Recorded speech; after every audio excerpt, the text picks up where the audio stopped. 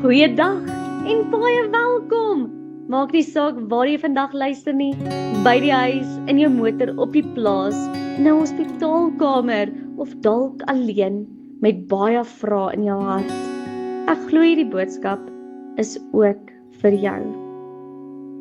Ons leef in 'n tyd waar mense meer verbind is as ooit tevore, maar terselfdertyd meer alleen as ooit tevore. Ons het honderde kontakte op ons fone, maar soms niemand met wie ons harte regtig deel nie. Ons weet wat in mense se lewens aangaan op sosiale media, maar ons weet nie meer altyd wat in hulle harte en lewens werklik aangaan nie. En dalk is dit juis hoekom so baie mense geestelik moeg is.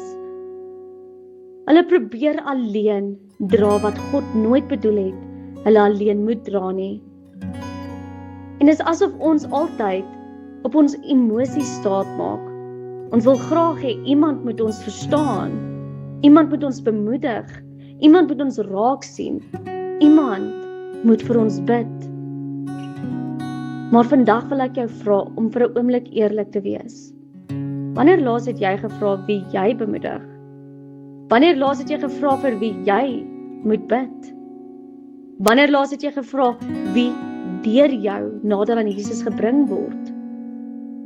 Want die Christelike lewe gaan nie net oor wat ons ontvang nie. Dit gaan ook oor wat ons gee. Dit gaan nie net oor wie ons help nie. Dit gaan oor wie ons help groei en te groei in die proses. En die ding is, ons is gepla met emosies. Ons bekommer onsself verskriklik oor wat mense sê daar buite. Wanneer laas het jy bekommerd geraak oor wat God dink, as wat jy self dink, as wat ander dink? Ons leef in 'n wêreld wat sê dink eers aan jouself. Maar Jesus sê neem jou kruis op en volg my. Die wêreld sê vra wat jy kan kry, maar Jesus vra wat gee jy? Die wêreld sê leef vir jouself ten volle, maar Jesus sê leef vir God en vir ander. Vandag gaan ons luister na 'n gedeelte wat ons herinner dat God ons nie geskep het om alleen te glo nie, alleen te worstel of alleen te groei nie. Hy het ons geskep om saam te groei as liggaam, om mekaar te dra, om mekaar aan te spoor, om mekaar nader aan Jesus te bring. Kom ons luister saam na God se woord vanuit die skriflesing van Hebreërs 10 vers 24 tot 25. Laat ons ook na mekaar omsien, deur mekaar aan te spoor tot liefde en goeie dade. Ons moenie van die samekomste van die gemeente af wegbly, soos party se gewoonte is nie, maar mekaar eerder aanmoedig om daarheen te gaan, en dit des te meer na mate julle die oordeelsdag sien nader kom. Tot sover. Daar is 'n interessante feit uit die natuur. 'n Boom wat alleen staan, ontwikkel dikwels vlak wortels. Maar bome wat saamgroei, ontwikkel sterk wortelstelsels wat mekaar ondersteun. God het dieselfde beginsel in sy kerk ingebou. Ons is nie gemaak om alleen te groei nie. Tog leef baie mense vandag asof geloof net iets tussen hulle self en God is. 'n solo godsdiens, as jy dit wil so sê. Maar Hebreërs sê iets anders. Laat ons na mekaar omsien. Die Christelike lewe gaan nie net oor wat ek ontvang nie. Dit gaan ook oor wat ek gee. Dit gaan nie net oor wie vir my bid nie. Dit gaan ook oor vir wie ek bid. Dit gaan nie net oor vir wie ek my help net wil aanvra nie, sodat hulle my kan help groei nie. Dit gaan ook oor wie ek kan help groei. Dink vir 'n oomblik aan die mense wat God in jou lewe geplaas het. Dink dit gou aan hulle. Jou gesinne, jou vriende, kollegas, jou bure. Dit is nie toevallig nie. God het hulle op jou pad geplaas. Kom ek sal dit anderste. Jy mag dalk die enigste bemoediging wees wat iemand hierdie week ontvang.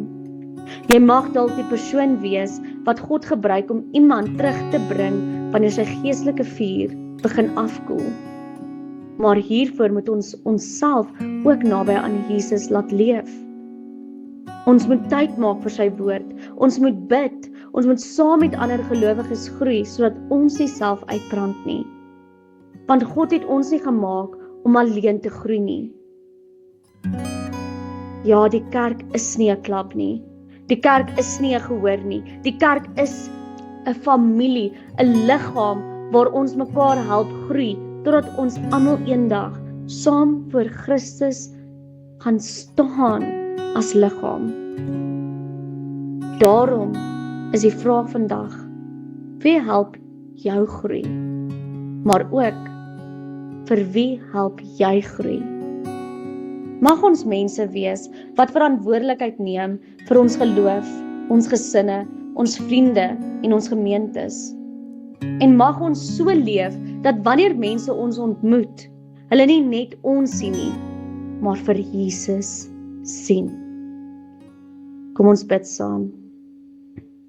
Hemelse Vader, dankie dat U ons nie gemaak het om alleen deur die lewe te gaan nie. Al wil ons baie keer in ons gemakszones terugkeer, van net ons eie mens of net onsself, help ons om saam te staan as 'n liggaam. Geef ons moed om met mekaar te gaan, in U te groei.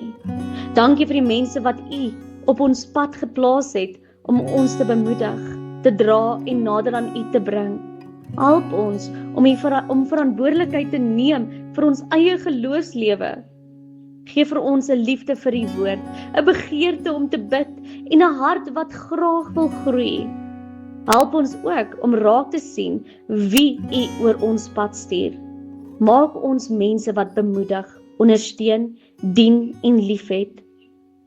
Weer mag ons hierdie week 'n seën wees vir iemand anders, en dat ons ook 'n seën vir U kan wees. Ons vra dit in die naam van Jesus Christus, die drie-enige God. Amen. Baie dankie dat jy saam geluister het. As hierdie boodskap jou gesien het, deel dit gerus met iemand wat dit ook nodig het. Mag die Here jou bewaar, jou versterk en jou elke dag nader aan hom toe trek. Tot volgende keer.